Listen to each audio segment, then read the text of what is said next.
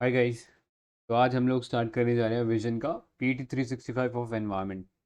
तो जितनी भी ये पीटी सीरीज़ रहेगी उसमें एक सबसे इम्पोर्टेंट पीटी है एनवायरनमेंट का। बिकॉज इसका जो क्वांटम है पेपर के अंदर, the number of question that is asked in the paper, वो काफ़ी ज़्यादा है। इसके अंदर बहुत सारे फैक्ट भी रहेंगे, जैसे कि conferences, reports, species in news, Ramsar sites etcetera etcetera. तो ये पीटी को थोड़ा सा ध्यान से पढ़िएगा। तो with that in mind let's start. तो फर्स्ट यूनिट देखते हैं, क्लाइमेट चेंज। इसमें पहला टॉपिक है IPCC six assessment report part 3। तो आईपीसीसी ने अभी रिलीज किया है third part of the six assessment report. तो ये सिक्स असेसमेंट रिपोर्ट थी और इसका ये पार्ट 3 है। इससे पहले दो पार्ट आ चुके हैं ऑलरेडी। तो इस रिपोर्ट का टाइटल था climate change 2022 mitigation of climate change. तो ये टाइटल याद रखिएगा, ये थर्ड रिपोर्ट इसकी इस टाइटल के साथ आई है। अब आगे जाने से पहले हम आईपीसीसी के जो बेसिक्स हैं वो थोड़ा सा देख लेते हैं। तो आईपीसीसी का फुल फॉर्म है inter governmental panel on climate change. तो ये इंटर गवर्नमेंटल कीवर्ड थोड़ा ध्यान रखिएगा, जब भी इंटर गवर्नमेंटल आ गया कहीं पे तो वो गवर्नमेंट बॉडीज़ हैं, ठीक है, अक्रॉस द वर्ल्ड, उन सब से मिलके बना है। तो सारी गवर्नमेंट पार्टिसिपेट कर रही है। कई बार इस चीज़ में फंसा देता है यूपीएससी स्टेटमेंट के अंदर, ये इंटर गवर्नमेंटल बॉडी है या कोई अलायंस है जिसमें प्राइवेट इंस्टीट्यूशन भी इन्वॉल्व है। तो यहाँ पे आपको याद रखना है ये इंटर गवर्नमेंटल पैनल है, यानी एक इंटर गवर्नमेंटल बॉडी रहेगा, which was created in 1988 by World Meteorological Organization and UNEP। तो ईयर याद रखिएगा 1988, ये इम्पोर्टेंट है। और किसके थ्रू बना था? World Meteorological Organization and UNEP. काम क्या है इनका? ऑब्जेक्टिव बेसिकली ये है कि ये प्रोवाइड करते हैं गवर्नमेंट्स को with scientific information so that they can develop climate change policies. और इंडिया इस ऑर्गेनाइजेशन का मेंबर है। टोटल मेंबरशिप इसकी 195 मेंबर कंट्रीज़ हैं इसके अंदर। एक चीज़ इसके बारे में खास बात यह है, ये हाईलाइटेड है यहाँ पे, कि ये खुद कोई साइंटिफिक रिसर्च नहीं करता है। दे do not engage in any scientific research. ये जो बाकी साइंटिस्ट की रिपोर्ट्स आती हैं या बाकी रिसर्च इंस्टीट्यूशन की जो रिपोर्ट आती है उसके बेसिस पे असेसमेंट करते हैं। तो keep in mind they do not engage in to any kind of scientific research. Headquarter की बात करें तो जिनेवा स्विट्जरलैंड में इसका हेडक्वार्टर है। ये चीज़ हमारे लिए, ये सब फैक्चुअल डिटेल हमारे लिए इंपॉर्टेंट है। अब आते हैं रिपोर्ट के ऊपर। तो रिपोर्ट के अंदर बेसिकली ये चीज़ बताया गया है कि कैसे हम लिमिट कर सकते हैं टेम्परेचर को। जो 2 डिग्री सेल्सियस का जो लिमिट है, जो हमने पेरिस डील के अंदर भी रखा है, और preferably up to 1.5 degree Celsius. तो ये दो पैरामीटर्स के लिए मिटिगेशन स्टेप्स बताए गए थे। तो यहाँ पे आप देख सकते हो, अगर हमें 2 डिग्री सेल्सियस तक जो टेम्परेचर राइज है उसको लिमिट करना है, तो उसके लिए हमें जो ग्रीन हाउस गैस का जो एमिशन कर रहे हैं हम लोग, that has to be reduce by 27% by 2030। Next, अगर हमें 2 डिग्री सेल्सियस तक इसको लिमिट करना है तो उसके लिए हमें नेट ज़ीरो जो कार्बन एमिशन है उसको भी अचीव करना पड़ेगा। नेट ज़ीरो मतलब जितना हम लोग रिलीज़ कर रहे हैं CO2 उतना ही हम सिक्वेस्टर भी कर रहे हैं या फिर एब्जॉर्ब भी कर रहे हैं। तो ये this has to be achieve by early 2070s। तो ये याद रखना, ये दो इसमें क्राइटेरिया दिए गए थे अगर हमें 2 डिग्री सेल्सियस तक रखना है। लेकिन अगर 1.5 डिग्री सेल्सियस तक टेम्परेचर राइज को रोकना है, यानी और ज़्यादा स्ट्रेंजेंट हो गया ये, तो यहाँ पे हमें जो एमिशन है उसको रोकना पड़ेगा या रिड्यूस करना पड़ेगा बाय 43% बाय 2030। और रीच करना पड़ेगा net zero carbon emission by early 2050s। साथ ही साथ मीथेन का जो प्रोडक्शन है उसको भी रिड्यूस करने का बाय 34% बाय 2030। तो मीथेन किस लिए इसमें डाला गया? बिकॉज मीथेन जो है एक short live global warming gas है। आगे हम इसके बारे में भी पढ़ेंगे तो वहाँ थोड़ा और डिटेल में देख लेंगे। तो ये तीन जो प्रिस्क्रिप्शन है, अगर हमें टेम्परेचर राइज को रोकना है बिलो 1.5 डिग्री सेल्सियस तो इसे अचीव करना ही होगा। नेक्स्ट, कुछ रिपोर्ट्स देख लेते थे। तो पहला जो पार्ट 1 था, पार्ट 2 था, वो क्या क्या थे? तो part 1 was climate change 2021 the physical science basis, this was part 1। और पार्ट 2 था climate change 2022 impacts adaptation and vulnerability. तो ये फेबररी के अंदर रिलीज़ हुआ था और ये थर्ड पार्ट भी हमारा फेबररी एंड के अंदर रिलीज़ हुआ था। अभी एक और रिपोर्ट आना है कॉल सिंथेसिस रिपोर्ट, जो 2023 इसी साल जो है वो आने वाली है। तो these are some of the reports के बारे में आपको पता होना चाहिए। बाकी इसमें जो की फाइंडिंग्स है, ऑब्जर्वेशंस है, वो रिसर्च बेसिस से तो इम्पॉर्टेंट है बट हमारे लिए इतना ज़्यादा इम्पॉर्टेंट नहीं है। So you don't have to read this. थोड़ा सा ये याद रख लेना, आईपीसीसी ने एक चीज़ बताया है कि एंथ्रोपोजेनिक अगर एक्टिविटीज़ को हम लोग सेक्टर वाइज देखें तो कौन सा जो सेक्टर है वो सबसे ज़्यादा ग्रीन हाउस गैस एमिट करता है। तो यूपीएससी कई बार पूछ लेता है कि इनको क्रोनोलॉजिकली अरेंज करो या फिर इनको based on the decreasing order of carbon emission उससे अरेंज करो। तो वहाँ पे आपको पता होना चाहिए कि जो एनर्जी सप्लाई जो सेक्टर है या एनर्जी सेक्टर जो है वो सबसे ज़्यादा ग्रीन हाउस गैस एमिट करता है, विच इज़ 34%। तो नंबर 1 पे ये है। फिर आपकी इंडस्ट्रीज़ आ जाती हैं नंबर 2 पे। नंबर 3 पे agriculture, forestry and land use, ये जो है थर्ड लार्जेस्ट एमिटर रहेगा एंथ्रोपोजेनिक ग्रीन हाउस गैसेस का। इतना ही जानने के लिए जानने लायक है हमारा इस पार्ट के अंदर। With that we moving on to the next article, methane emission. तो अभी एक रिपोर्ट रिलीज़ किया गया था called Global Methane Assessment 2030 baseline report. इसको रिलीज़ किसने किया? Climate and Clean Air Coalition and United Nation Environment Programme. तो ये दो ऑर्गेनाइजेशन ने मिलकर से लॉन्च किया है। अब रिपोर्ट के बारे में जानने से पहले थोड़ा सा मीथेन के वो जान लेते हैं। तो मीथेन जो है एक कलरलेस ओडरलेस गैस है और एक नेचुरली प्रोड्यूस होने वाली गैस है। ठीक है, इसमें एंथ्रोपोजेनिक एक्टिविटी का भी रोल है लेकिन नेचुरली भी ये चीज़ प्रोड्यूस होती है। अब बहुत ही ज़्यादा पावरफुल ग्रीन हाउस गैस है ये जो मीथेन है, बिकॉज CO2 के अगर हम कंपेयर करें तो इसका जो ग्लोबल वार्मिंग पोटेंशियल है वो 80 टाइम्स है। तो ग्लोबल वार्मिंग पोटेंशियल बेसिकली एक मेट्रिक होता है जिसके थ्रू हम नापते हैं कि कोई गैस जो है कार्बन डाइऑक्साइड के मुकाबले कितना ज़्यादा ग्लोबल वार्मिंग इफेक्ट क्रिएट करती है। तो इसका जो इफेक्ट है वो 80 टाइम्स स्ट्रॉन्गर है। नेक्स्ट, लाइफ स्पैन की बात करें तो इसका लाइफ स्पैन जो है वो केवल 20 ईयर्स का है। तो 20 ईयर्स का होने की वजह से इसे हम एक शॉर्ट लिव्ड गैस बोल सकते हैं। अगर CO2 का आप देखोगे जो लाइफ स्पैन है तो यू विल फाइंड कि वो ऑलमोस्ट 100 ईयर्स के आसपास है। तो काफ़ी डिफरेंस है लाइफ स्पैन में। इसीलिए ऑल्दो ये शॉर्ट लिव्ड है लेकिन इसका जो ग्लोबल वार्मिंग पोटेंशियल है वो काफ़ी ज़्यादा है। इसीलिए हम लोगों ने देखा जो पिछला आर्टिकल था उसमें स्पेसिफिकली बात किया गया था कि 34% से रिड्यूस करना पड़ेगा मीथेन एमिशन को भी।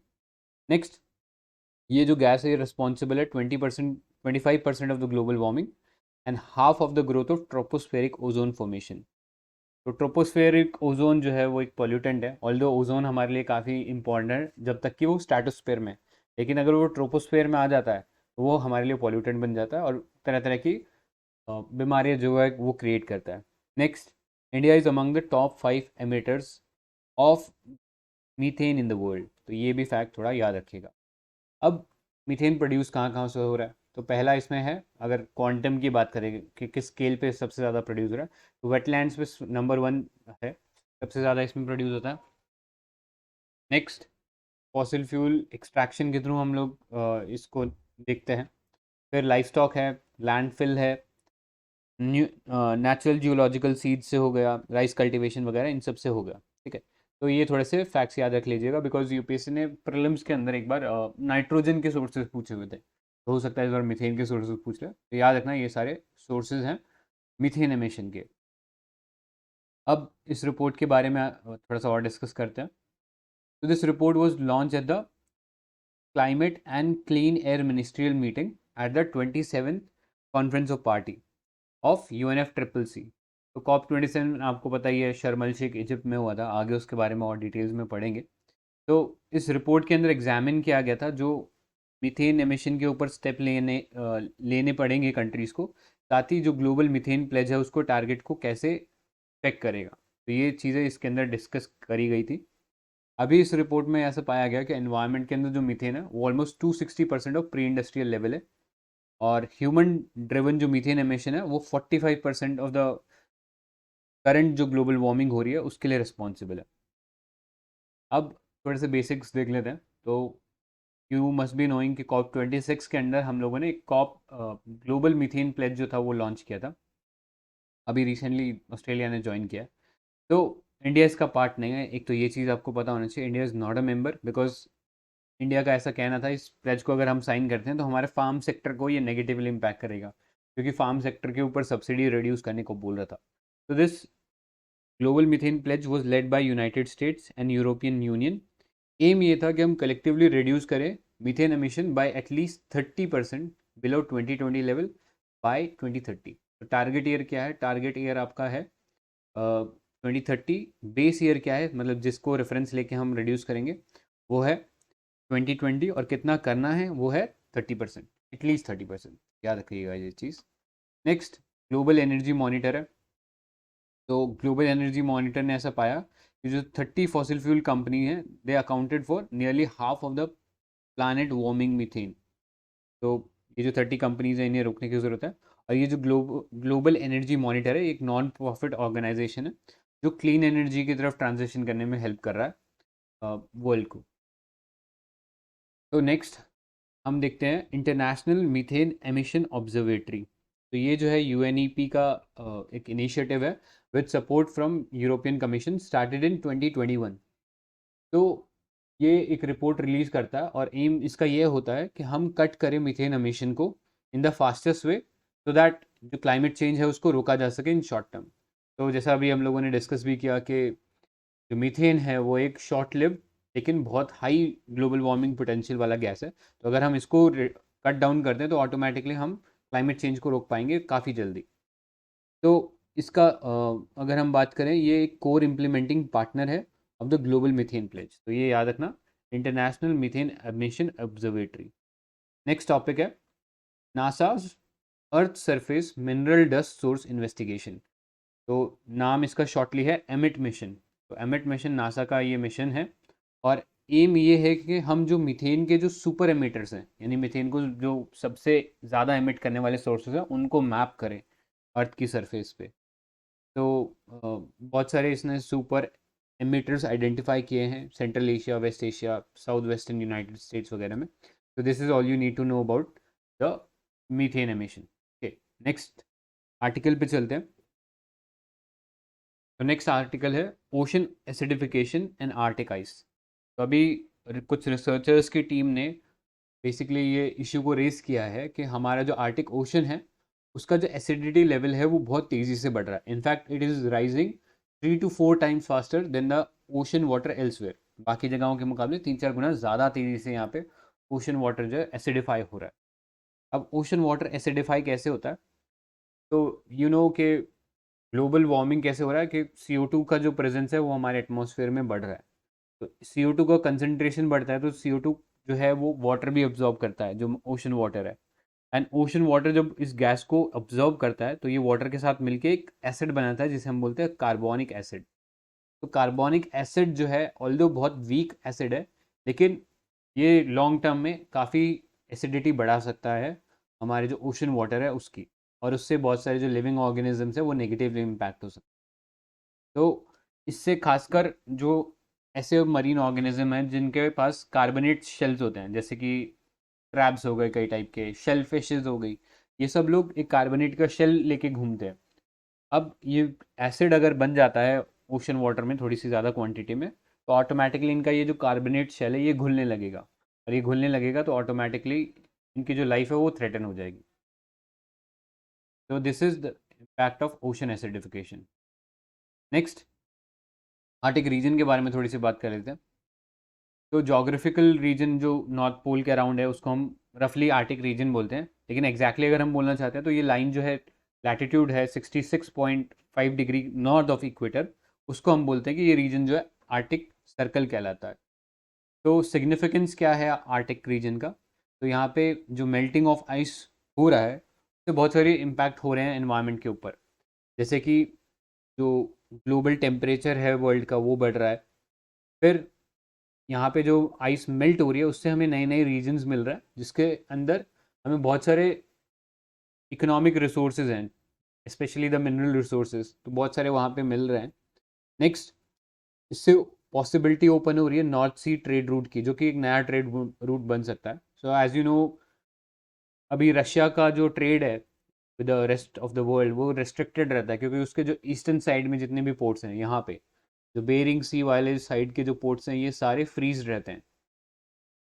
एंड नॉर्थ पोल जैसे अगर मेल्ट होता है तो यहाँ पे इनके पास एक रास्ता खुल जाएगा जिसके थ्रू ये वर्ल्ड के साथ बाकी वर्ल्ड के साथ जो है वो ट्रेड कर सकते हैं एक ऑल्टरनेट सी रूट से।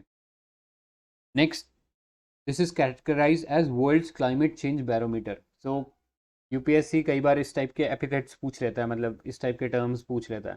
जैसे 2022 के एग्जाम में उन्होंने पूछा था which of the following is known as the kidneys of the world, तो उसका आंसर वेटलैंड था। तो यहाँ पे बैरोमीटर ऑफ द वर्ल्ड अगर हम बोलेंगे तो विल से कि this is the Arctic circle. ठीक है, next India in Arctic region की अगर हम बात करें तो इंडिया ने एक आर्टिक रिसर्च प्रोग्राम लॉन्च कर रखा है सिंस 2007, और India is also the observer in the Arctic council. Next India का एक आर्टिक स्टेशन भी है कॉल्ड एज हिमाद्री, जो कि लोकेटेड एट नॉर्वे, और वो इंडिया का मेन जो साइंटिफिक इन्वेस्टिगेशन हब है इन आर्टिक सर्कल सिंस 2008। अब आर्टिक रीजन के अंदर कंट्रीज कौन कौन सी आती है ये भी देख लेते हैं। तो यहाँ पे आप देख सकते हो यूएसए है, कनाडा है, ग्रीनलैंड है जो कि डेनमार्क की टेरिटरी है, फिर हमारे पास नॉर्वे का टेरिटरी है यहाँ पे सेवलबार्ड, फिर नीचे स्वीडन, फिर फिनलैंड, फिर है Russia, and last is the Iceland. तो ये टोटल 8 कंट्रीज जो हैं वो इस रीजन के अंदर पड़ती हैं। ठीक है, नेक्स्ट इसी से रिलेटेड एक टर्म है आर्टिक एम्प्लीफिकेशन। मतलब इसका सिंपल सा ही है कि आर्टिक रीजन के अंदर जो हीटिंग है हम लोग देख रहे हैं बहुत ज़्यादा तेज़ी से हो रहा है, यानी almost 4 times as the rest of the world, यानी 4 गुना ज़्यादा हीटिंग देखने को मिल रही है आर्टिक रीजन के अंदर। अब ये हो क्यों रहा है?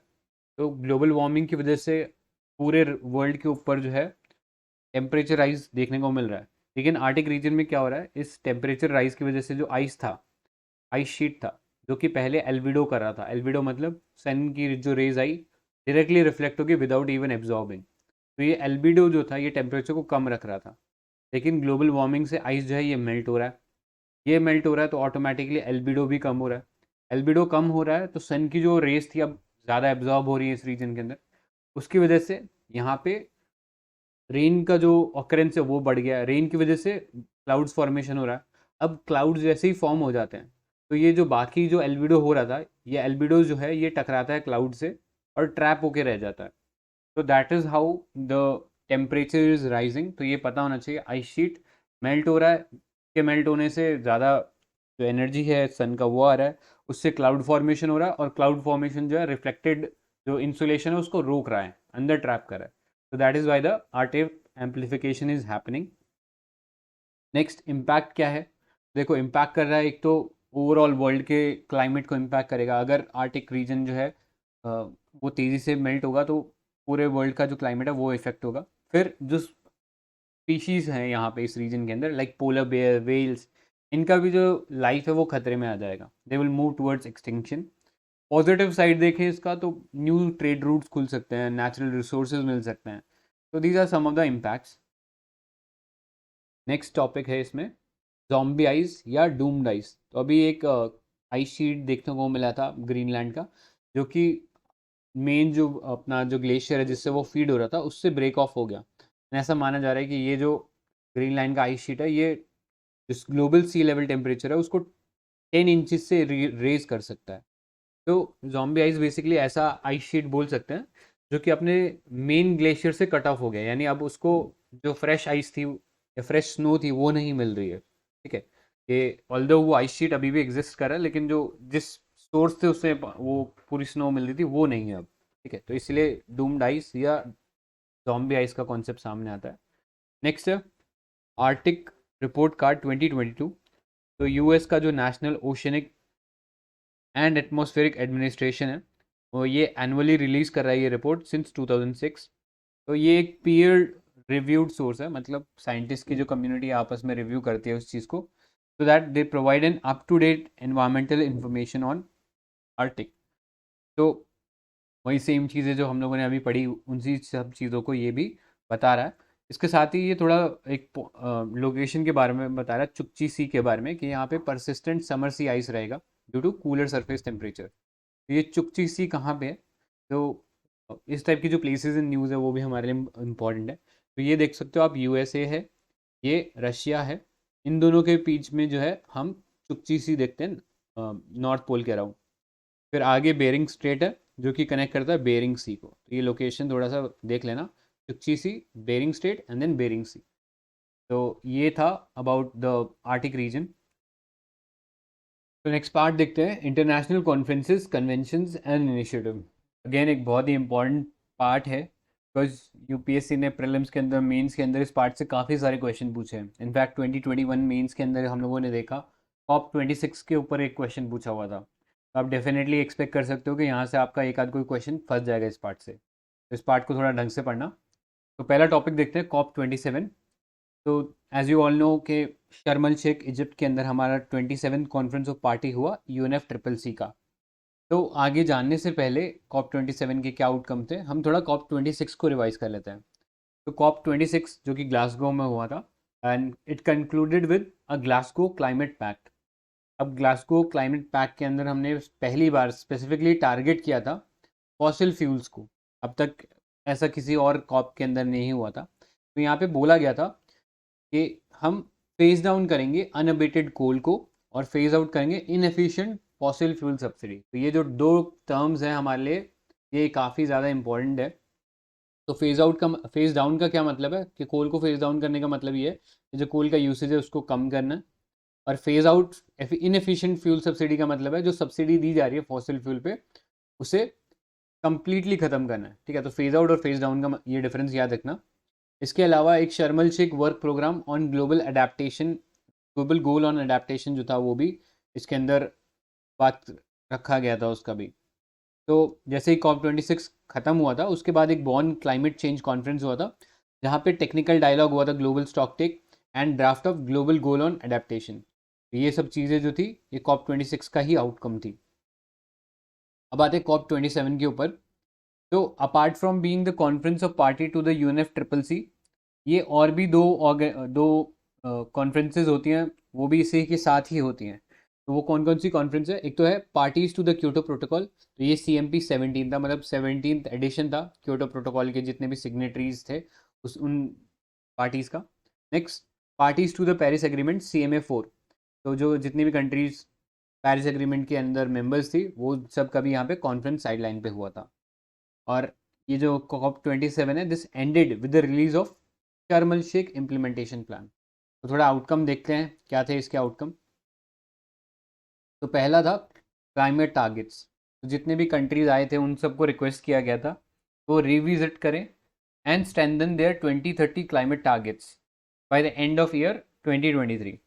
यानी टारगेट ईयर था 2030 का, और कब तक ये प्लान बनाना था, 2023 तक। तो इंडिया का भी आपको पता ही है कि हमारे जो NDCs थे पहले 3 ही थे, लेकिन हम कॉप 26 के एंड पे हम लोगों ने अनाउंस किया पंचामृत का। और वही पंचामृत जो है हमारे जो नए NDCs है वो होने वाले हैं। तो ऐसे ही बाकी कंट्रीज़ को भी बोला गया था कि आप भी जो अपने नेशनली डिटरमाइंड कॉन्ट्रीब्यूशन है उसको और स्ट्रेंथन करो। नेक्स्ट, मिटिगेशन है। Finalise the detail of mitigation work programme to urgently scale up mitigation ambition and implementation in this decade. तो जितना भी क्लाइमेट चेंज के जो मिटिगेटिव वर्क प्रोग्राम है उसको स्केल अप करो ताकि इसी डिकेड के अंदर उसका इम्प्लीमेंटेशन भी चालू हो जाए। फिर अडेप्टेशन था, ये वाला पार्ट थोड़ा सा इंपॉर्टेंट है बिकॉज यहाँ पे डेवलपमेंट किया गया था एक फ्रेमवर्क का for global goal on adaptation, जो कि एक स्ट्रक्चर्ड अप्रोच के अंदर लेना है अंडर द ग्लासगो शर्म एल शेख वर्क प्रोग्राम इन 2023 एट कॉप 28। तो इसका एक स्ट्रक्चर डिसाइड किया गया था कि कैसे ग्लोबल गोल ऑन अडेप्टेशन रहेगा। और न्यू प्लेजेस ली गई थी totalling more than 230 million US dollars to be made to the adaptation fund. तो अडेप्टेशन फंड का काम यही होता है जितना भाई टेक्नोलॉजी हम लोगों को ट्रांसफ़र करना है जितनी भी डेवलपिंग कंट्री है या लीस्ट डेवलपिंग कंट्री है, ताकि वो लोग अपने जो क्लाइमेट एक्शन है उस चीज़ को ले सकें प्रॉपरली। नेक्स्ट है फाइनेंस। तो Sharm el Sheikh dialogue was launch on the article 2.1C of Paris agreement. अभी कॉप 28 के अंदर इसके ऊपर वापस रिपोर्ट आएगा। तो आर्टिकल 2.1C हमारे लिए थोड़ा इंपॉर्टेंट हो जाता है because it says about financial flows जो कि हमें अलाइन करने पड़ेंगे with the global temperature targets. Financial flows के बारे में बात करता है article 2.1C of Paris agreement. तो इस पर भी डिस्कशन हुआ। फिर loss and damages.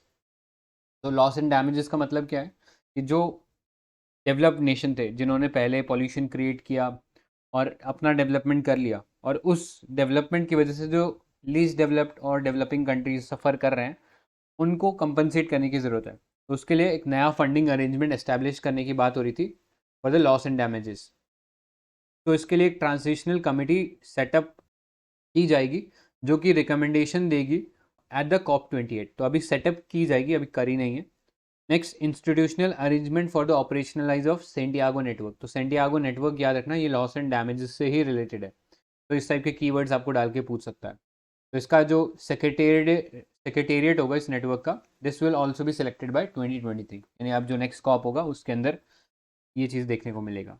Next, energy के रेस्पेक्ट में हम लोगों ने बात कर ही लिया कि लो एमिशन एनर्जी सिस्टम की तरफ ट्रांजिशन करना है, और फेज डाउन करना है अनअबेटेड कोल पावर का, और फेज आउट करना है इनएफिशिएंट फॉसिल फ्यूल सब्सिडीज का। नेक्स्ट, जो फाइनेंशियल सिस्टम रिफॉर्म्स के बारे में बात की थी कि जितने भी मल्टीलेटरल डेवलपमेंट बैंक्स हैं, इंस्टीट्यूशन है, ये सब अपने जो फंडिंग है उसको इस तरीके से अलाइन करें कि वो जो क्लाइमेट चेंज है उसको कहीं ना कहीं एड्रेस करे। Next, just transition. तो एक वर्क प्रोग्राम बनाया गया on just transition was launch. ये जो ट्रांजिशन कर रहे हैं हम लोग लो एमिशन एनर्जी सिस्टम का, वो एकदम फेयर होना चाहिए, इक्विटेबल होना चाहिए, और इसके लिए हम लोगों ने एक annual high level ministerial round table conference रहेगी, जो कि पहली बार COP28 से बैठना शुरू करेगी। आगे इसमें थोड़ा G20 के भी रेफरेंस में हम लोग पढ़ेंगे चीज़ें। तो आगे चलते हैं। नेक्स्ट, एग्रीकल्चर बहुत ही इंपॉर्टेंट है।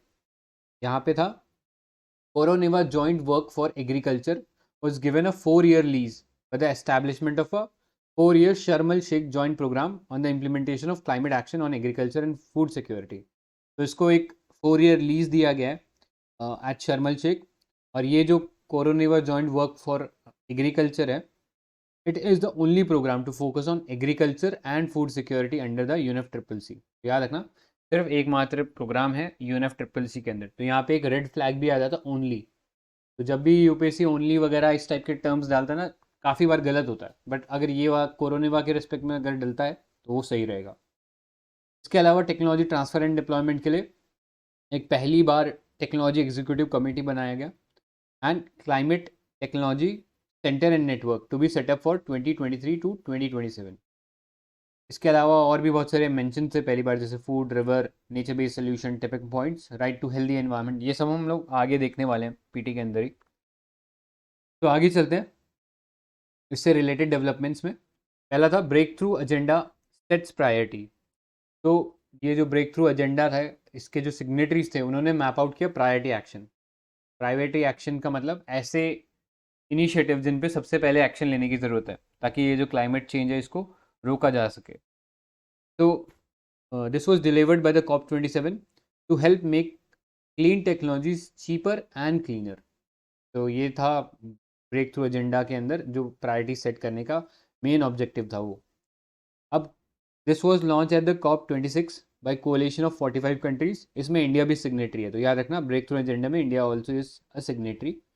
अब इसके अंदर ऑब्जेक्टिव था कि हम कंट्रीज़ को, बिजनेसेस को और सिविल सोसाइटी को, तो ये तीनों जो लेवल्स कह सकते हैं, उन तीनों को एड्रेस कर रहा था फॉर डीकार्बनाइजेशन अंडर 5 की sectors: power, road transport, steel, hydrogen and agriculture. तो ये कह सकते हैं कि सबसे ज़्यादा एमिशन जो है इन्हीं सेक्टर से होता है, तो उसी को एड्रेस करने के लिए ये ब्रेक थ्रू एजेंडा बनाया गया था। अब इस प्रायोरिटी एक्शन के अंदर क्या क्या चीज़ें इंक्लूड की गई थी? पहला तो एक कॉमन डेफिनेशन होनी चाहिए कि क्या लो एमिशन होगा या क्या नियर जीरो एमिशन होगा इन डिफरेंट सेक्टर्स, ताकि सबकी यूनिफॉर्म डेफिनेशन रहे। नेक्स्ट, रैंप अप करेंगे deployment of essential infrastructure projects. फिर एक कॉमन टारगेट सेटअप करेंगे कि कब जो पॉल्यूटिंग कार्स है, व्हीकल्स हैं, उसको हम एलिमिनेट कर देंगे या फेज आउट कर देंगे। Next is stimulate global demand for green industrial goods. तो जो ग्रीन इंडस्ट्रीज जो प्रोड्यूस कर रही है सामान, उसको हमें इंसेंटिवाइज करना है। Next, drive investment in agriculture research, development and demonstration.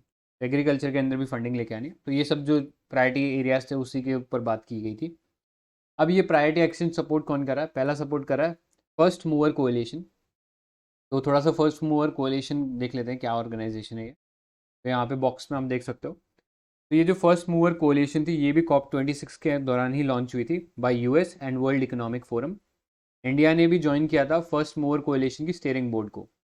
तो ये ग्लोबल इनिशिएटिव है harnessing the purchasing power of companies to decarbonise 7 hard to abate industrial sector. तो जो परचेजिंग पावर है कंपनीज की, उसे इस डायरेक्शन में लेके जाना है जहाँ पे हम देखते हैं कि थोड़ा सा मुश्किल है कार्बन एमिशन को कम करना। तो ये एरियाज क्या क्या हैं, ये है aluminium, aviation, chemical, concrete, shipping, steel and trucking sector, जो कि अकाउंट करता है नियरली 30% ऑफ ग्लोबल मिशंस। तो यहाँ पे हम कमर्शलाइज करना चाह रहे हैं ज़ीरो कार्बन टेक्नोलॉजीज़ को, और स्केल अप करना चाह रहे हैं critical emerging technology essential for net zero transition. तो ये याद रखना, फर्स्ट मूवर कोलिएशन जो है ये किसने चालू किया था, किसको टारगेट कर रहे हैं, सेक्टर्स क्या क्या हैं, ये याद रखना। आगे ब्रेक थ्रू एजेंडा में वापस आते हैं। तो नेक्स्ट है इसके अंदर क्लाइमेट इन्वेस्टमेंट फंड। तो ये एक लार्जेस्ट मल्टीलेटरल क्लाइमेट फंड है, focus on transformation climate innovation in 72 middle income and low income countries. In fact ये जो फंड है इंडिया को भी सपोर्ट करेगा, ठीक है, तो याद रखना। नेक्स्ट है मिशन पॉसिबल पार्टनरशिप। अगेन ये यहाँ पे कीवर्ड अलायंस का इस्तेमाल हो रहा है। तो जब भी अलायंस या कोलेशन देखोगे आप, तो वहाँ पे डेफिनेटली प्राइवेट एंटिटीज़ को भी आप पाओगे, ठीक है। तो याद रखना, अगर अलायंस आ जा रहा है तो उसमें काफ़ी हाई प्रोबेबिलिटी है कि वो प्राइवेट पार्टीज़ को भी इन्वॉल्व कर रहा है अपार्ट फ्रॉम गवर्नमेंट। तो नेक्स्ट टॉपिक पे चलते हैं, इंडोनेशियाज जस्ट एनर्जी ट्रांजिशन पार्टनरशिप। अभी हमने कॉप 28 के अंदर भी देखा था, जस्ट एनर्जी के बारे में बात हो रही थी। अब इंडोनेशिया जो कि G20 की प्रेसिडेंटशिप थी जो पिछली, अभी तो इंडिया के पास है, लेकिन इससे पिछली वाली जो प्रेसिडेंटशिप थी वो इंडोनेशिया के पास थी। तो इंडोनेशिया का ये जो जस्ट एनर्जी ट्रांजिशन पार्टनरशिप है, ये एम कर रहा है to mobilise $20 billion and it was presented at the silence of G20 summit. अब ये जो जॉइंट एनर्जी ट्रांजिशन पार्टनरशिप है, this will have a climate finance agreements in which जो डोनर कंट्रीज हैं जो पैसा इसके लिए डालेंगी, to accelerate early retirement of high emission infrastructure in the partner countries and provide support for investment in renewable energy। जितने भी partner countries रहेंगे इनमें, उन सब के हाई इमिशन इंफ्रास्ट्रक्चर को फेज आउट करने में हेल्प करेगा और इन्वेस्टमेंट करेगा रिन्यूएबल एनर्जी में। तो this was the important thing. अभी ये first ever joint energy transition partnership है, ये अनाउंस किया गया था in 2021 by South Africa and international partners group of France, Germany, United Kingdom, USA and European Union. और इसके अंदर ये जो 20 बिलियन का जो पैसा डालना है, ये जो इंडोनेशिया की जो प्रेसिडेंटशिप है G20 की, उस दौरान फाइनलाइज हुआ था। तो ये चीज़ याद रखना। अब चलते हैं, थोड़ा बेसिक्स देख लेते हैं UNFCCC के बारे में। तो UNFCCC जो है एक इंटर गवर्नमेंटल ट्रीटी है, रियो अर्थ समिट के अंदर हमें देखने को मिलती है इन द ईयर 1992, और फोर्स में कब आई थी, 1994 के अंदर फोर्स के अंदर आ गई थी। हेडक्वार्टर इसका बॉन जर्मनी के अंदर है। तो नाम से आपको पता लग रहा है कि क्लाइमेट चेंज को टारगेट करेगा। इसके अलावा इसके और क्या ऑब्जेक्टिव है, तो पहला इंश्योर करेगा कि food production is not threatened, and lastly economic development to proceed in a sustainable manner. ये दो चीज़ें भी इसके साथ है क्लाइमेट चेंज के साथ। इंडिया इसका मेंबर है, और इस UNFCCC के अंदर बहुत सारे इंपॉर्टेंट एग्रीमेंट्स हुए, जैसे कि क्योटो प्रोटोकॉल हुआ, पेरिस क्लाइमेट एग्रीमेंट हुआ, तो ये आपको पता होना चाहिए। इसके साथ ही UNFCCC के अंदर हम लोगों ने डिस्कस किया था कि अपार्ट फ्रॉम कॉप जो 28 हुई थी अभी recently, conference to the Kyoto protocol जो है वो भी रहता है, parties to the Kyoto protocol, CMP जिसे बोलते हैं। और पेरिस एग्रीमेंट की जो पार्टीज हैं जिन्हें CMA बोला जाता है, वो भी इसी UNFCCC के जितने भी कॉन्फ्रेंसेज होते हैं उन्हीं की साइडलाइन पे ये भी होती हैं, ठीक है। तो this is all you need to know about UNFCCC। Alright, so next topic से स्टार्ट करते हैं, India's long term low emission development strategy. News में इसलिए है बिकॉज UNFCCC के अंदर इंडिया ने सबमिट किया है अपना long term low emission development strategy. अभी long term low emission development strategy नाम से ही पता लग रहा है कि लंबे समय के लिए हमारा एमिशन को लो करने का क्या स्ट्रैटेजी है, वो चीज़ बताना था।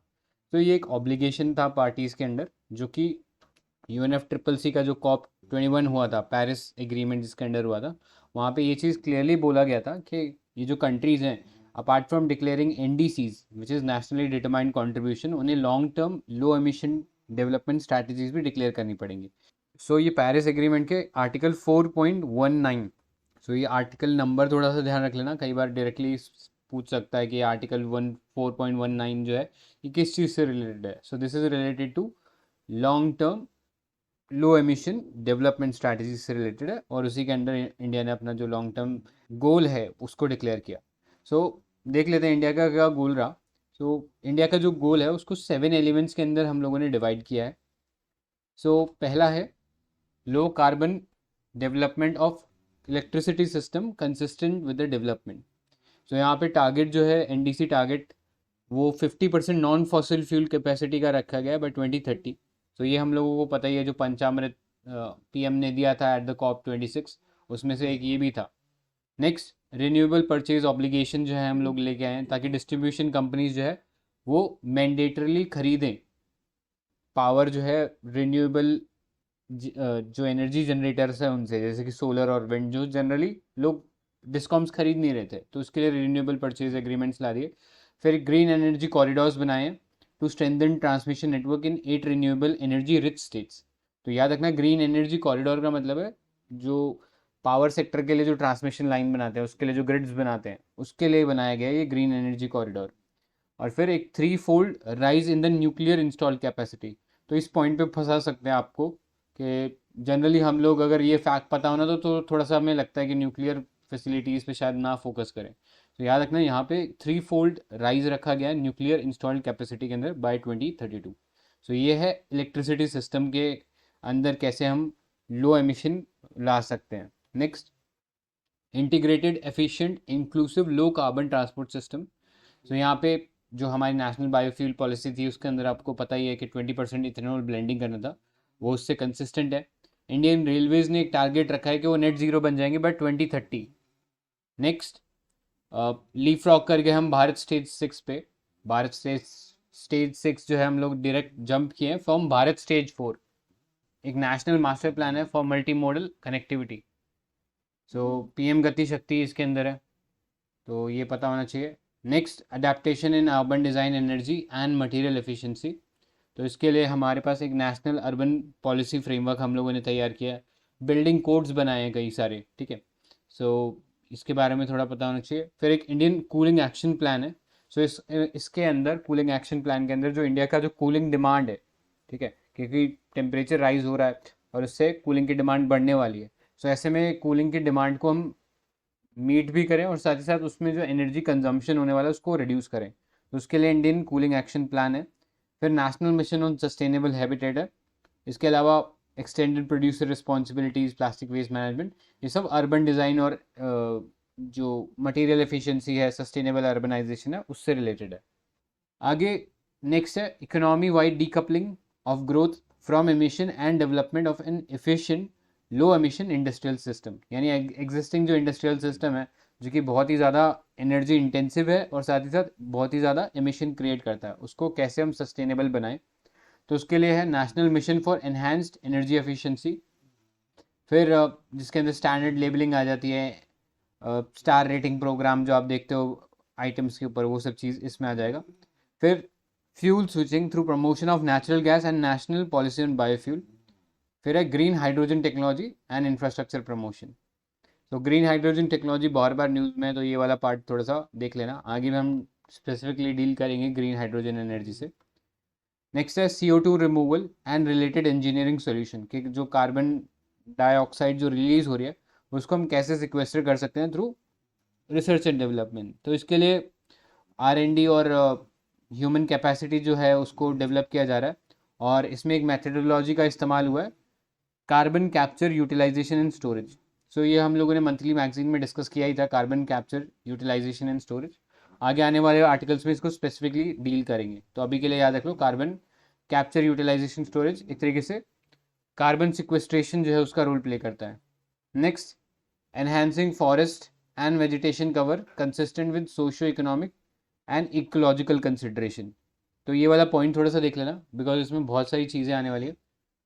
पहला है NDC टारगेट, और NDC टारगेट में हमारा टारगेट है कि हम जो फॉरेस्ट एरिया है उसको बढ़ाएं और उससे एक एडिशनल कार्बन सिंक क्रिएट करें 2.5 to 3 billion tons of CO2 equivalent by 2030।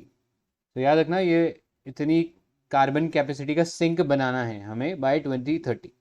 इसके अलावा इंडिया ने जो 26 मिलियन हेक्टेयर लैंड था, उसको जो डिग्रेडेड लैंड था उसको रिस्टोर करने का एक चैलेंज एक्सेप्ट किया है। इस चैलेंज का नाम है बॉर्न चैलेंज, ठीक है, तो ये पता होना चाहिए। नेक्स्ट, 12 बायोडाइवर्सिटी टारगेट्स हैं which are in line with the 20 global Aichi biodiversity target. तो अभी आईची बायोडाइवर्सिटी टारगेट तो रिडंडेंट हो गया बिकॉज उसका जो टाइमलाइन था वो चला गया। अब उसकी जगह हम जो ग्लोबल फ्रेमवर्क ऑन बायोडाइवर्सिटी जो किनमिंग डायलॉग था उसकी चर्चा करेंगे, तो आगे आने वाले आर्टिकल्स में उस पर बात करेंगे। बस ये याद रख लेना 12 नेशनल बायोडाइवर्सिटी टारगेट है, जो पिछला आईची टारगेट था, आईची बायोडाइवर्सिटी टारगेट उनसे इन लाइन है। नेक्स्ट बहुत सारे और मिशन हैं, जैसे रेड प्लस हो गया, नगर वन योजना हो गया, नेशनल एफोरेस्टेशन प्रोग्राम, तो बहुत सारे स्कीम्स चल रहे हैं। फिर नेक्स्ट पार्ट पे चलते हैं, इकोनॉमिक और financial expect of low carbon development. तो यहाँ पे एक बहुत ही इंपॉर्टेंट स्टेप लिया है सेबी ने, which is business responsibility and sustainability report. तो ये रिपोर्ट याद रखना, ये रिपोर्ट सेबी ने मैंडेटरी किया है, जितनी भी जो लिस्टेड कंपनीज हैं स्टॉक एक्सचेंज के ऊपर, उन्हें जो पब्लिक डिस्क्लोजर करना पड़ता है अपने फाइनेंसेस का, वो तो करना ही पड़ता है, लेकिन अब उनको ये business responsibility and sustainability report भी डालना पड़ेगा कि उनका जो बिजनेस है वो एनवायरनमेंट के प्रति कितना रिस्पॉन्सिबल है और कितनी सस्टेनेबिलिटी से वर्क कर रहा है। ठीक है, तो जो इन्वेस्टर्स हैं उनको एक इन्फॉर्म चॉइस देगा कि कौन सी कंपनी जो है वो एक्चुअली एनवायरनमेंट के लिए अच्छी है और कौन सी कंपनी एनवायरनमेंट के लिए अच्छा नहीं है। ठीक है, सो एनवायरनमेंट भी है एंड सोशल एस्पेक्ट भी इसमें रिलेटेड होगा। Next, inclusion of renewable energy project under priority sector lending. तो प्रायोरिटी सेक्टर लेंडिंग में आपको पता ही है, बैंक्स जो है थोड़ा सा चीपर लोन देते हैं और कुछ जो फंड है उनका वो स्पेसिफिकली इस एरिया के अंदर जाना ही चाहिए। ठीक है, तो उनके ऊपर मैंडेट आ जाता है। Next, sustainable finance group establish by RBI. तो ये इकोनॉमिक और financial aspects of low carbon development, इससे रिलेटेड कुछ गवर्नमेंट के स्टेप्स थे, और ये सब स्टेप्स कुल मिला के इंडिया का जो long term low emission development strategy है उसका पार्ट बनते हैं। तो इन पॉइंट्स को जरूर देख लेना, क्योंकि इन्हीं पॉइंट्स में से कुछ बेसिक पॉइंटर्स बन सकते हैं इधर उधर जो पूछे जा सकते हैं। ठीक है, आगे ये जो long term low emission development strategy है, this is not mandatory unlike the NDCs. तो नेशनली डिटरमाइंड कॉन्ट्रीब्यूशन जो है वो मैंडेटरी है, but these are not mandatory. तो ये चीज़ थोड़े से याद रखना, दीज आर नॉट मैंडेटरी। और इसका स्कोप अगर हम बात करें तो स्कोप थोड़ा सा वाइडर है as compared to the NDCs. तो आप स्ट्रैटेजी के अंदर जो पॉइंट्स देखे उससे भी आप समझ सकते हो कि कितना इलेबोरेटली बात किया गया है। हमारे एनडीसीज जो थे वो रिवाइज किए गए हैं, पंचामृत हम जो है फॉलो करने वाले हैं, लेकिन यहाँ पे आप 7 तो एलिमेंट्स देख रहे हो और उन एलिमेंट्स के अंदर इतने सारे स्टेप्स देख रहे हो। ठीक है, तो थोड़ा सा ये क्लियर रखना। नेक्स्ट, अगर हम इंडिया की long term low emission development strategy की बात करें तो इसमें एक ये भी टारगेट रखा गया है कि हम इंडिया को नेट ज़ीरो कार्बन एमिशन वाला कंट्री बना देंगे बाय द ईयर 2070। तो ये आपको पता ही होगा, और इसके लिए कुछ और इनिशिएटिव लिए गए थे, जैसे मिशन लाइफ हो गया। आगे मिशन लाइफ के बारे में भी पढ़ेंगे, बट उससे पहले इससे एक रिलेटेड न्यूज़ देख लो। एक कैंपेन चला था, in our life time campaign. तो ये national museum of natural history है under the ministry of environment, forest and climate change and the UNDP. तो ये दो ऑर्गेनाइजेशन थी, इनफैक्ट ये 3 ऑर्गेनाइजेशन थी, इन तीनों ने मिलकर लॉन्च किया है in our life time campaign. और इसमें इनकरेज करेंगे यूथ्स को age between 18 to 23 so that they become the bearers of sustainable lifestyle. तो जो यूथ है उसको इनकरेज करेंगे कि वो सस्टेनेबल लाइफ टाइप की तरफ मूव करे। ठीक है, तो इतना ही था इसमें जाने लायक। आगे नेक्स्ट टॉपिक पे चलते हैं। सो अभी हम गोल्डन जो जुबली है वो सेलिब्रेट कर रहे हैं, क्योंकि 50 ईयर्स हो चुके हैं स्टॉकहोम कॉन्फ्रेंस को। तो यहाँ पे कई बार यूपीएससी फंसा सकता है या टेस्ट सीरीज में फंसा सकता है कि स्टॉकहोम कॉन्फ्रेंस एक चीज़ है और एक चीज़ है स्टॉकहोम कन्वेंशन। तो कोई डिफरेंस बता सकता है दोनों में?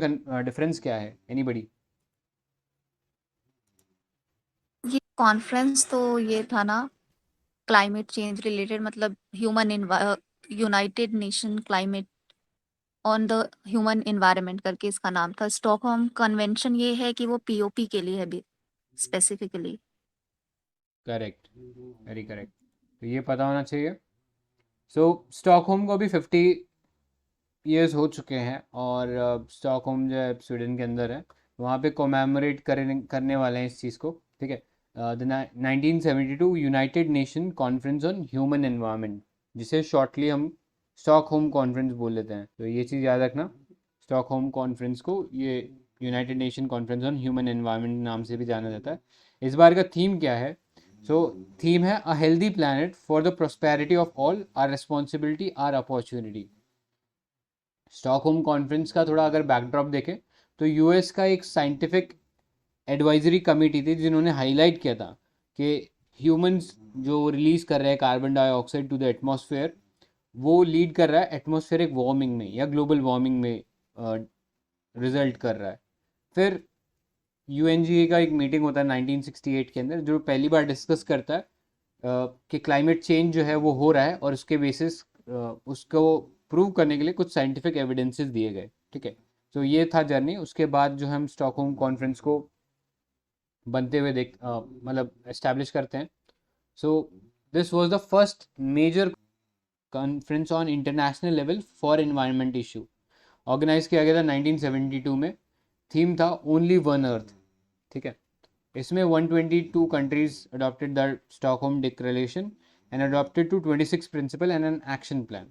ठीक है, तो याद रखना ये कुछ इसमें कॉन्क्रीट हुआ था। ठीक है, कॉन्क्रीट इन द सेंस कि कुछ इंपॉर्टेंट डिसीजन लिए गए थे। 3 डायमेंशंस थे इसके। पहला, कंट्रीज ने एग्री किया था कि वो हार्म नहीं करेंगे किसी दूसरी कंट्री का जो एनवायरनमेंट है।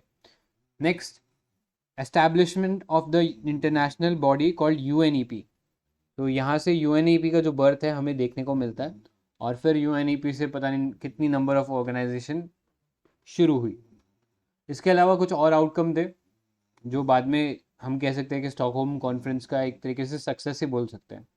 सो आइडेंटिफिकेशन हुआ थीम्स का of sustainable developments almost 20 years later, जब 1992 के अंदर हमने UN conference on environment and development जो था वो किया।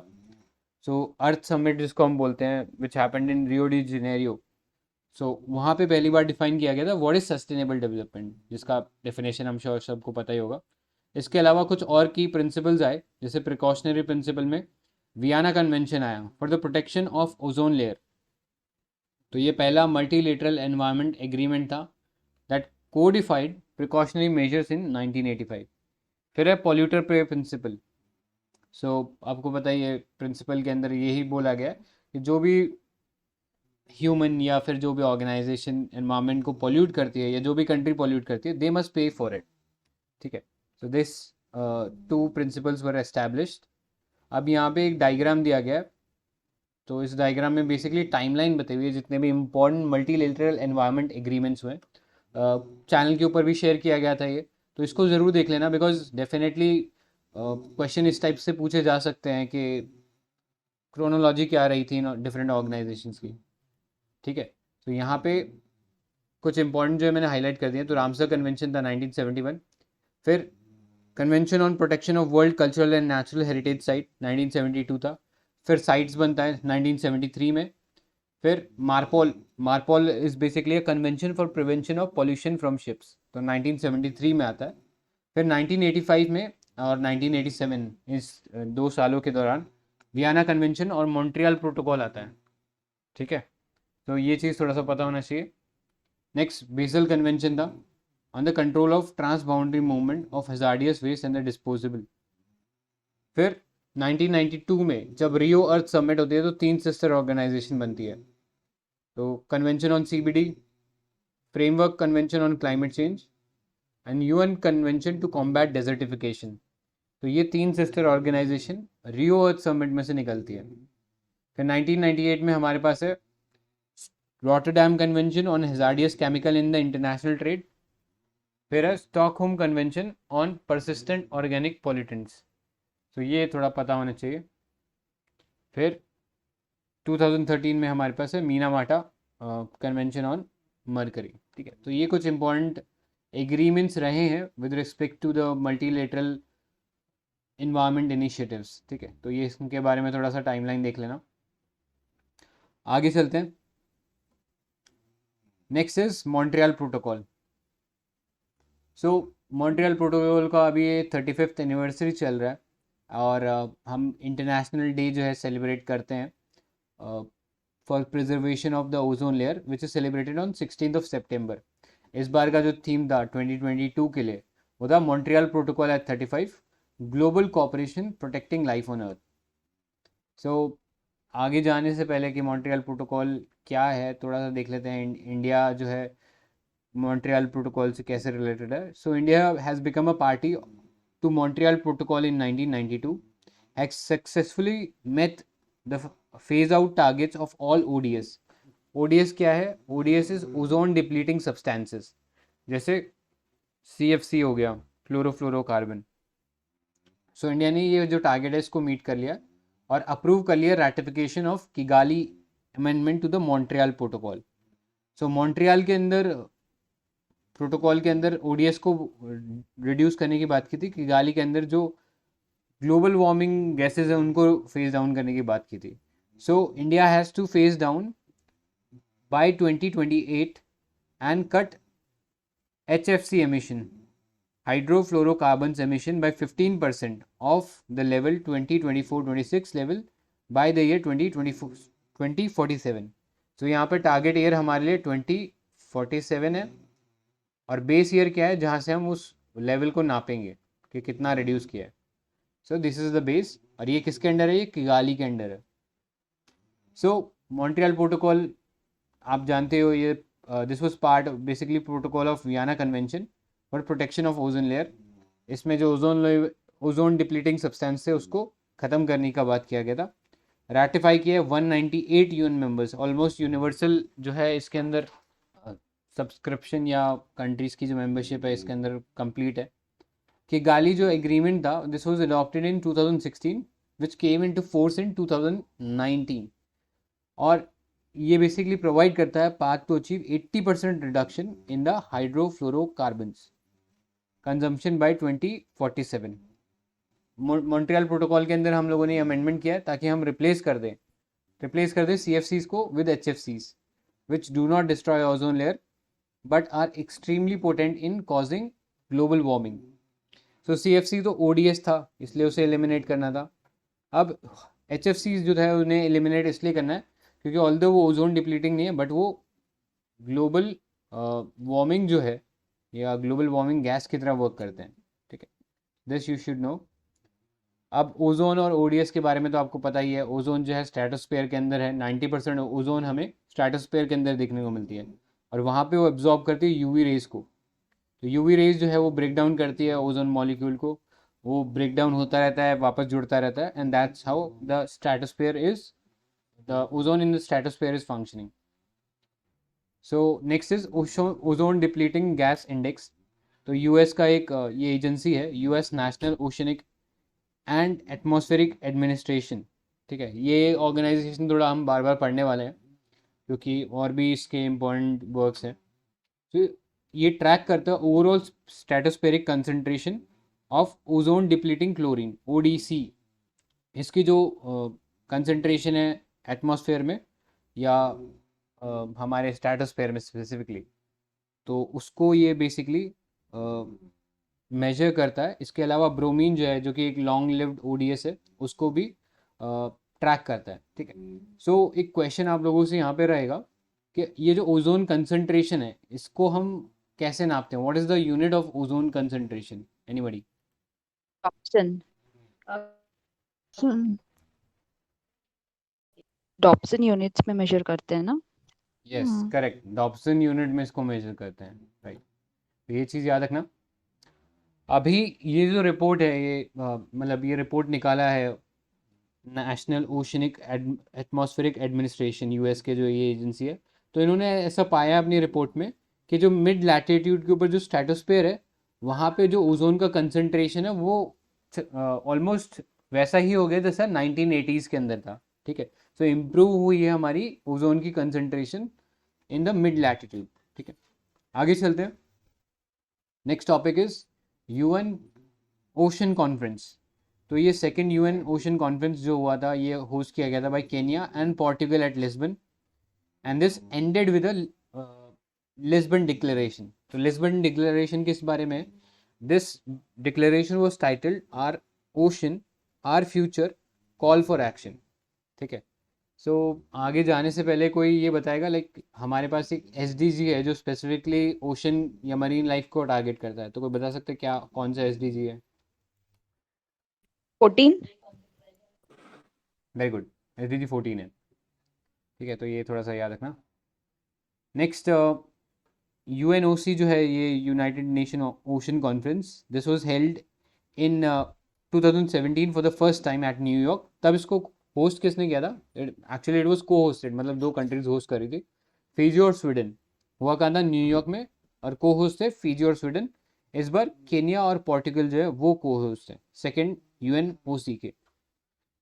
अब इंडिया इसके अंदर कमिटेड है, India is a committed partner, and जो कोस्टल सी कैंपेन्स है और जो ban on single use plastic है, वो इंडिया उसको सपोर्ट कर रहा है।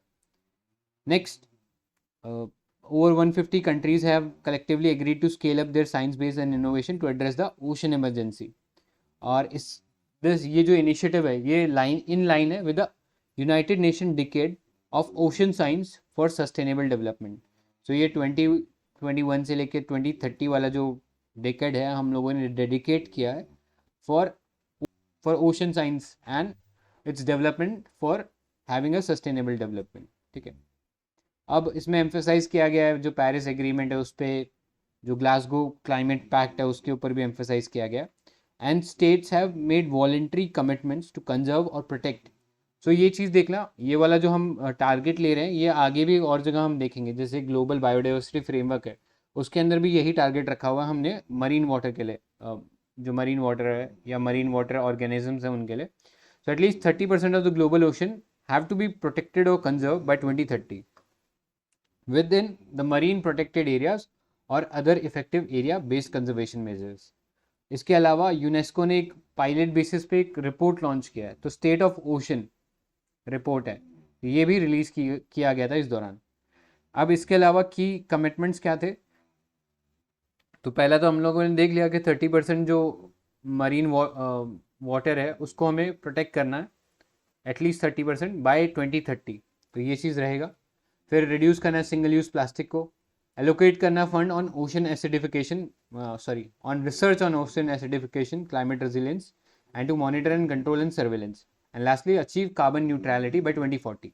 So these are some of the important commitments that this conference has come out with। ठीक है, तो याद रखना UN ओशन कॉन्फ्रेंस जो था ये अभी हुआ था, और सेकेंड एडिशन था, होस्ट थे केन्या पोर्टुगल, और डिक्लेरेशन एक आया था इसमें, Lisbon declaration, our ocean our future call for action, तो ये इसका मेन एम था।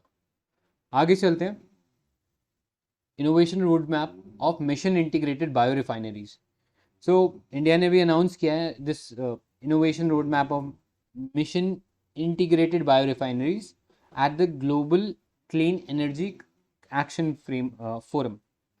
सो ये जो इनिशिएटिव लिया जा रहा है, ये जो मिशन लॉन्च किया जा रहा है, this is launch under a mission called as mission innovation. So आगे इस रोड मैप के बारे में देखने से पहले थोड़ा सा मिशन इनोवेशन को देख लेते हैं।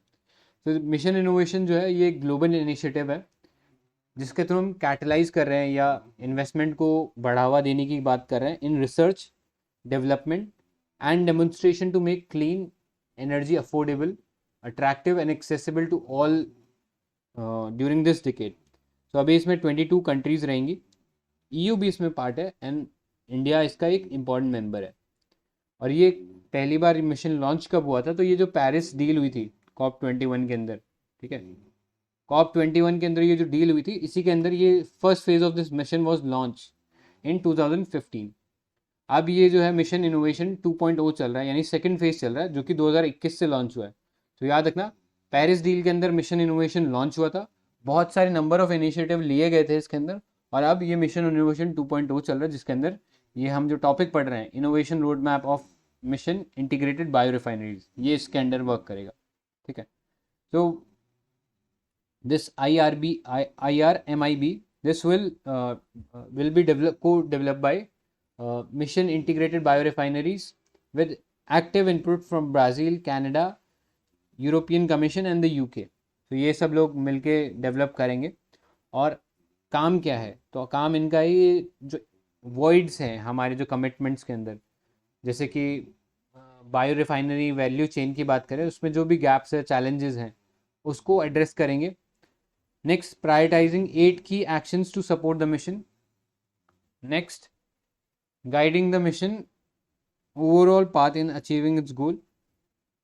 अब ये मिशन इंटीग्रेटेड बायो रिफाइनरीज की बात करें तो ये 7th मिशन है अंडर दिस मिशन इनोवेशन। अप्रैल 2022 के अंदर लॉन्च हुआ था और एम इसका ये था कि हम ग्रेटर इंटरनेशनल कोलैबोरेशन लेके आएँ for the financing of research and development in the bio refinery area. So इसको को लीड कौन करें, इंडिया और नीदरलैंड करें। तो जहाँ जहाँ भी इंडिया आ जाता है वो हमारे लिए सबसे ज़्यादा इंपॉर्टेंट हो जाता है। इसके अलावा कोर मिशन के मेंबर्स है Brazil, Canada, mission support group में यूरोपियन कमीशन और यूके है। ठीक है। सो जो 7th मिशन हम लोगों ने देखा कि ये जो मिशन इंटीग्रेटेड बायो रिफाइनरी है, इसके अलावा 6 और मिशन हैं, जैसे अर्बन ट्रांजिशन है, नेशनल ज़ीरो इंडस्ट्री है, मिशन इंटीग्रेटेड बायो रिफाइनरी जो हम लोगों ने देख लिया, क्लीन एनर्जी है, ग्रीन पावर्ड फ्यूचर है, ज़ीरो एमिशन शिपिंग है एंड कार्बन डाइऑक्साइड रिमूवल है। और ये कैसे करेंगे, कार्बन सिक्वेस्ट्रेशन करके। So these are the 7 missions of the mission innovation जो हमें पता होना चाहिए। ठीक है। नेक्स्ट गोल की बात करें तो गोल यही है कि हम डेवलप करें innovative solutions to accelerate the commercialisation of integrated bio refineries. So bio refineries I think point समझ में आएगा कि जो माइक्रो ऑर्गेनिजम्स हैं उनका इस्तेमाल करके हम जो है ऑयल का प्रोडक्शन कर रहे हैं। ठीक है, ताकि जो फॉसिल फ्यूल की डिमांड है वो कम हो जाए। टारगेट है रिप्लेस करना है इनको 10% of the fossil fuel fossil based fuels, chemical and materials with bio alternatives by 2030। So alternatives provide कराने, ये हमारा टारगेट है इसके अंदर। अब इसमें 3 पिलर्स हैं। ठीक है, इन एक्शंस के। पहला है सपोर्ट करना research and development, accelerating pilot and demonstration and improving policy and market condition. तो इस जनरल से टॉपिक है, आई थिंक इसमें ज़्यादा दिमाग लगाने की ज़रूरत नहीं है। सो ये याद रखना इम्पॉर्टेंट है। Innovation road map of mission integrated bio refinery, India ने अभी ये लॉन्च किया गया। नेक्स्ट टॉपिक पे चलते हैं, mission life. So prime minister ने लॉन्च किया था mission life at the Statue of Unity which is at Kevadia, Gujarat. तो मिशन लाइफ जो है ये एक बहुत ही इम्पोर्टेंट इनिशिएटिव है, बिकॉज ये इंडिया लेड इनिशिएटिव है और ग्लोबल लेवल पे हम लोग इस मिशन को लॉन्च कर रहे हैं। सो 3 फेज़ है इसके अंदर। पहला है चेंज इन डिमांड, फिर है चेंज इन सप्लाई और फिर है change in policy. So mission life का टारगेट ये है कि ये एक मास मूवमेंट होने वाला है, यानी हम लोगों को या इंडिविजुअल को नज करेंगे, इंक्लूडिंग कलेक्टिव एक्शन, यानी ऑर्गेनाइजेशन को भी नज किया जाएगा कि वो प्रिजर्व करे और प्रोटेक्ट करे एनवायरनमेंट को through changes in their lifestyle. अब लाइफस्टाइल में कैसे चेंजेस ला सकते हैं, हम जैसे कोई सामान लेने जा रहे हैं तो उसमें हम ये इंश्योर कर सकते हैं कि ये एनवायरनमेंट फ्रेंडली है। ठीक है। नेक्स्ट चेंज इन सप्लाई, यानी कंपनीज जो हैं खुद से अवेयर बने और कस्टमर्स को एक ज़्यादा एनवायरनमेंट फ्रेंडली प्रोडक्ट बनाएं। जैसे कि लेट्स से एलईडी बल्ब्स हो गए। ठीक है, एलईडी बल्ब में भी 5 स्टार रेटिंग हो गया। तो ऐसे ऐसे नए नए जो प्रोडक्शन है वो चीज़ों का करते रहे जो एनवायरनमेंट फ्रेंडली है। And lastly change in policy, यानी अगर लेट्स से लोगों के अंदर भी चेंज नहीं आ रहा है या फिर जो कंपनीज है उनमें भी चेंज नहीं आ रहा है, तो गवर्नमेंट अपनी तरफ से कुछ पॉलिसी ला सकती है। जैसे गवर्नमेंट पॉलिसी लेके आई थी एनर्जी एफिशिएंसी के लिए कि स्टार रेटिंग दी जाएगी। तो ये 3 पिलर्स कह सकते हैं इस मिशन लाइफ के हैं कि लोग अपने आप को चेंज करें, कंपनीज अपने आप को चेंज करें और गवर्नमेंट अपने आप को चेंज करे। और ये तीनों आपस में इंटरलिंक्ड हैं, एक दूसरे को सप्लीमेंट करेंगे। ठीक है, कि अगर डिमांड के अंदर चेंज आता है तो ऑटोमेटिकली सप्लाई के अंदर आएगा, सप्लाई के अंदर आता है तो ऑटोमेटिकली डिमांड में भी आएगा। ठीक है। So this is how this mission life will work. एम हम लोगों ने देख लिया। ये जो कॉन्सेप्ट था ये पीएम ने इंट्रोड्यूस किया था एट द COP26 जो UNFCCC हुआ था उसका COP ग्लासगो के अंदर, वहाँ पे ये पीएम ने इंट्रोड्यूस किया था।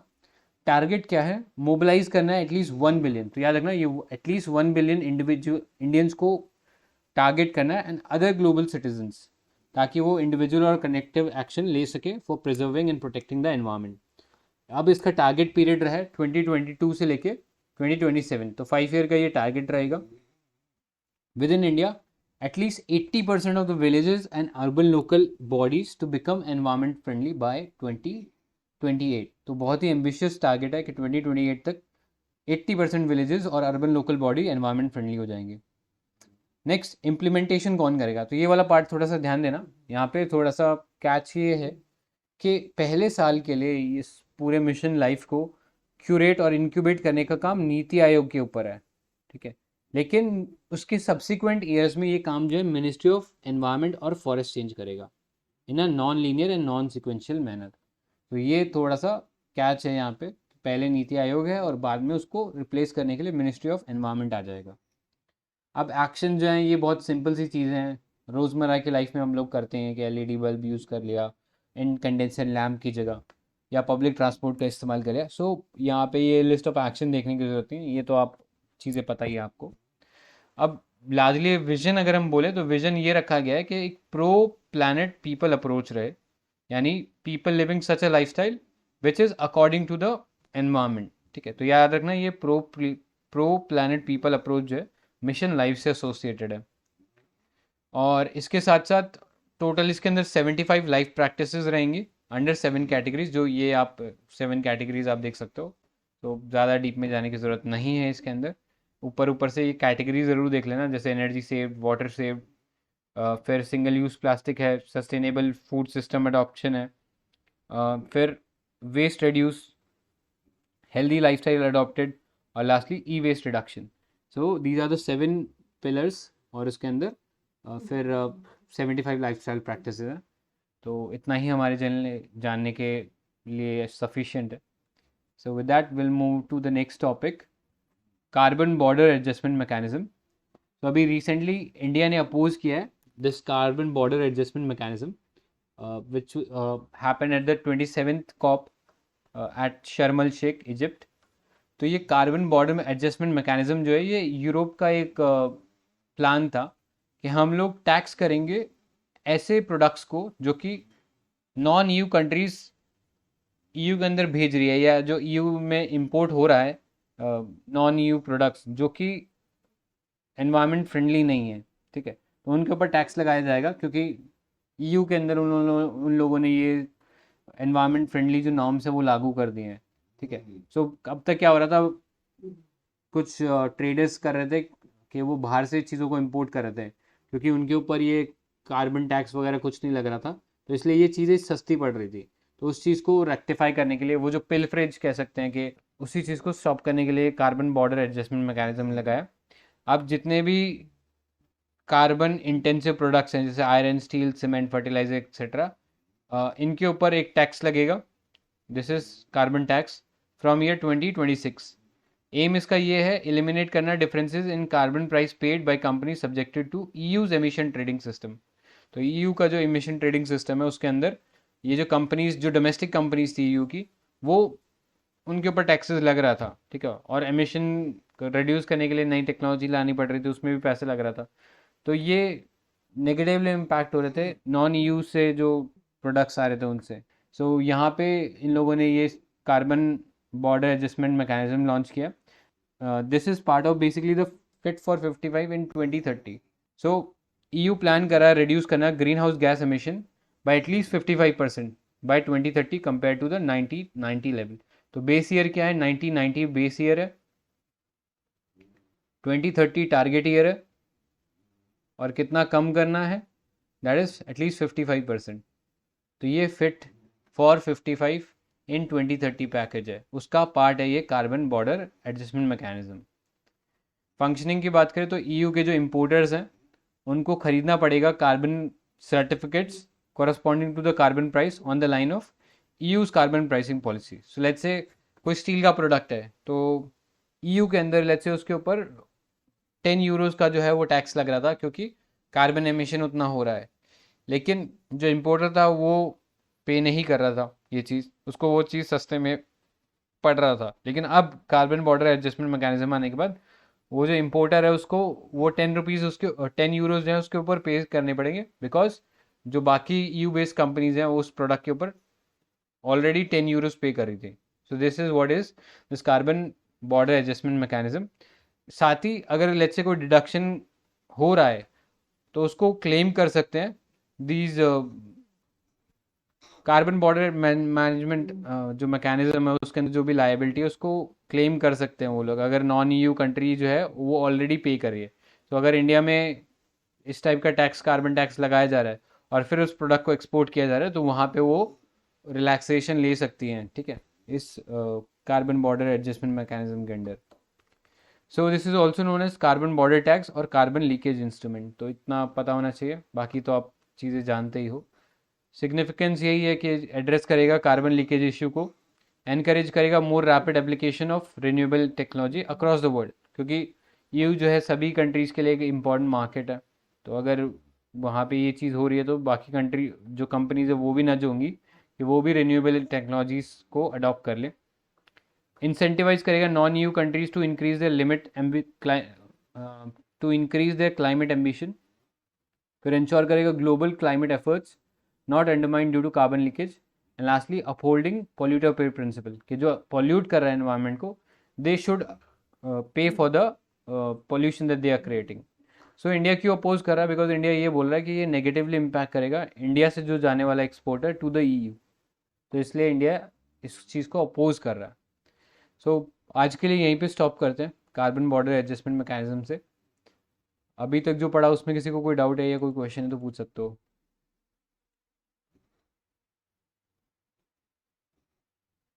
ठीक है, तो फिर आज के लिए यहीं स्टॉप करते हैं। कल के लिए अगर कोई पार्टिसिपेट करना चाहता है तो प्लीज़ टेक्स्ट कर देना मेरे को, या जो प्राइवेट चैनल में जो लोग हैं वो वहाँ पे डाल देना। So with that will end the session here. Thank you guys, good night, bye bye. Thank you, sir. Good night, everyone.